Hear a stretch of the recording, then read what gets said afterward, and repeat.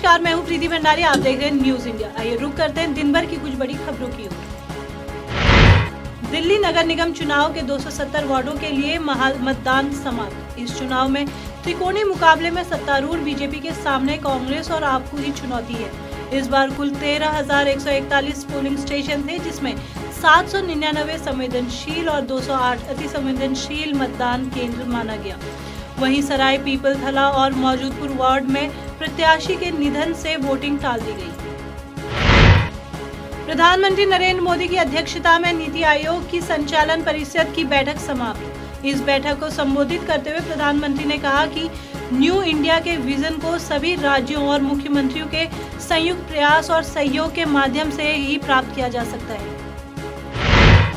योगी सरकार ने अहम फैसला लेते हुए पूर्व मुख्यमंत्री अखिलेश यादव की पत्नी डिंपल यादव, सपा नेता शिवपाल यादव, आजम खान और पार्टी के महासचिव रामगोपाल यादव की सुरक्षा श्रेणी को घटा दिया है।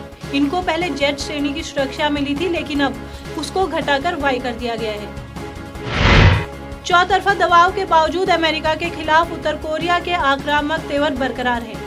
वहां की सत्ताधार वर्कर पार्टी के मुखपत्र में अमेरिकी युद्धपोत USS कॉलविन्स को एक ही हमले में उड़ाने की धमकी दी गई है। नॉर्थ कोरिया ने चेतावनी देते हुए कहा है कि हमारी सेना अमेरिकी विमान वाहक को डुबो देने के लिए तैयार है।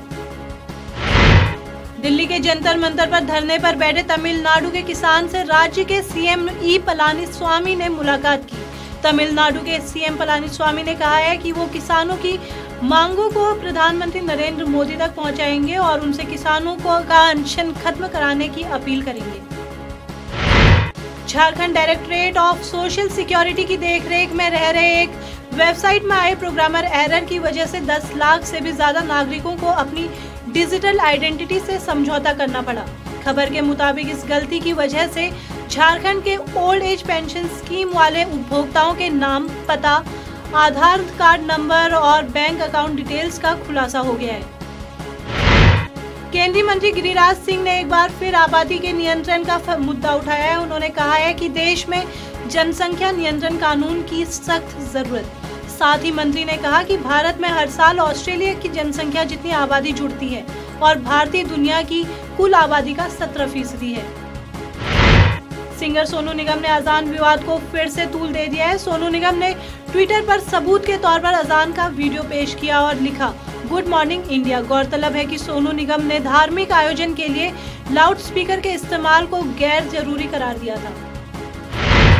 उत्तर प्रदेश के सभी सरकारी कर्मचारियों के समय पर कार्यालय पहुंचने पर खास जोर दे रहे मुख्यमंत्री योगी आदित्यनाथ ने विकास खंड स्तर के कर्मियों के दफ्तर आने जाने के समय पर नजर रखने के लिए बायोमेट्रिक प्रणाली के इस्तेमाल के निर्देश दिए हैं। भारतीय रेल जल्द ही एक ऐसी एप्लीकेशन लेकर आने वाली है जहां रेलवे से जुड़े हर सवाल का जवाब मिल जाएगा। मीडिया रिपोर्ट्स की माने तो रेलवे के इस मेगा एप्लीकेशन को हिंद रेल का नाम दिया जाएगा। ये एप्लीकेशन इसी साल जून से लॉन्च कर दी जाएगी। अमेरिकी एयरलाइंस में बच्चे को गोद में लिए महिला के साथ बदसलूकी का मामला सामने आया है। विमान के अंदर हुई महिला से बदसलूकी का वीडियो वायरल हो गया है, जिसमें वो फूट कर रोती हुई नजर आ रही है। केंद्रीय IT मंत्री रविशंकर प्रसाद ने कहा है कि H1B वीजा संबंधी भारत की चिंताओं के बारे में अमेरिका को भली भांति अवगत करा दिया गया है। साथ ही उन्होंने आगे कहा कि भारत ना ही सीमाएं बनाता है, ना ही सीमाओं की प्रशंसा करता है। पाकिस्तान में रहने वाले 50 साल के महमूद 25 साल से आर्थिक तंगी के कारण खाना नहीं मिलने पर भूख मिटाने के लिए पेड़ों की पत्तियां खाते हैं। और हैरत की बात यह है कि उन्हें कभी किसी तरह की कोई तकलीफ भी नहीं हुई। टेक्नोलॉजी के मामले में भले ही चीन सबसे आगे हो, पर क्रिकेट के मामले में वो सबसे फिसड्डी देश है।